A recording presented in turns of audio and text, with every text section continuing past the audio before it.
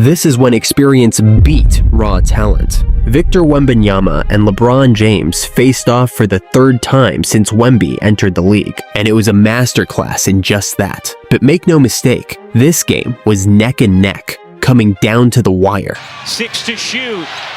Davis has 40, finds James to finish! And it kicked off with Wemby showing off that 8 feet wingspan. Stephon Castle lobbing it up to Wemby.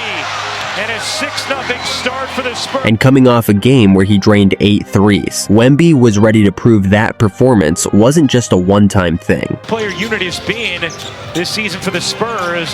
Wemby connects! Wemby single-handedly fueled a 9-0 run for the Spurs, and it looked like he was just getting started, ready to push the lead even further. Orthotics and shoes and socks are on. He is closer to 7'6", like you mentioned. Yeah, and he could do that too. Down by 11, that didn't sit right with LeBron. He flipped the switch, taking full control. First, a pinpoint full-court assist, and then barreling down in transition like a freight train. That shot there as James storms in and lays it home. He reminded everyone why he's still a force to reckon with. But on the other end, Wemby wasn't letting up either. He kept his rhythm alive with another lob finish, and on defense, he made sure AD knew nothing was going to come easy. Here's Davis cupping and denied again, but a foul. The battle was heating up, and neither side was backing down. However, LeBron showed his experience. He was guarding Wemby tightly and forced an air ball, then drew a controversial call on the other end that swung momentum in the Lakers' favor. The vet was playing chess while Wemby was learning the board. But as you'd expect from his growing resume, Wemby is a quick learner. Should it just be bigger? Wembanyama to the rim.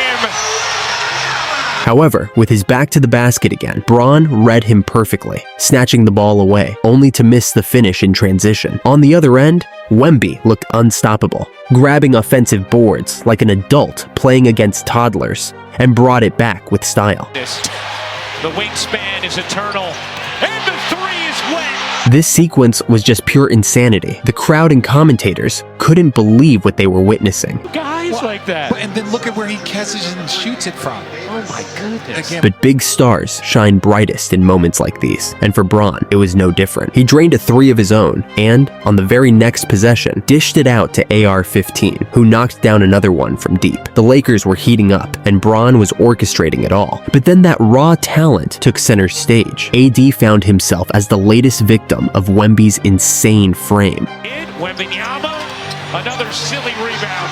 Imagine making 6'11". Anthony Davis looked like a kid trying to outplay his dad. Wemby is just built different. But the Lakers built up a 7-point lead. It was the Bron and AD show in full effect. The lob, Even with Wemby trying to retaliate. Points, 16 fast break points. But momentum shift as AD took on the assignment of shutting down Wemby, and it was clear he found an antidote to his dominance, snatching a steal as Wemby attacked the basket. On the other end, Bron bulldozed his way through traffic for a tough finish. Moments later, AD read the play like a pro, disrupting a lob intended for Wemby. And to top it off, he made his presence felt on offense too. one of the biggest games of my career, and when you see him, you know it's a big moment. The Lakers' pressure on Wemby plan every time he put the ball on the floor was working. But Wemby, being the quick learner he is, started to adapt. Why Anthony Davis is always up there in Defensive Player of the Year categories. Wembanyama, another 3. And LeBron wasn't having it, because Wemby even managed to get the better of AD on D. And at the 3,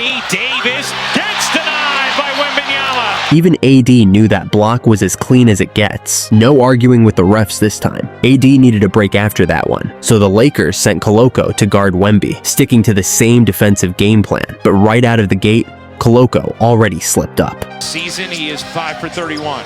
Wembanyama again. And just look at JJ Redick's reaction on the sideline. He was already ready to sub him out. With Koloko now guarding Wemby, the game opened up for him. Third, here's Wembanyama. He has 24 points, 10 boards. Nice bounce.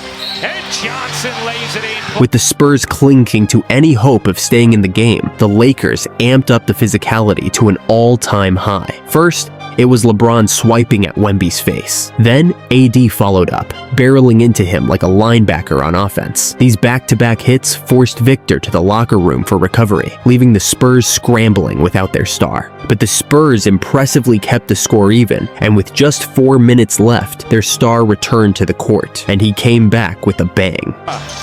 Off to Vassell.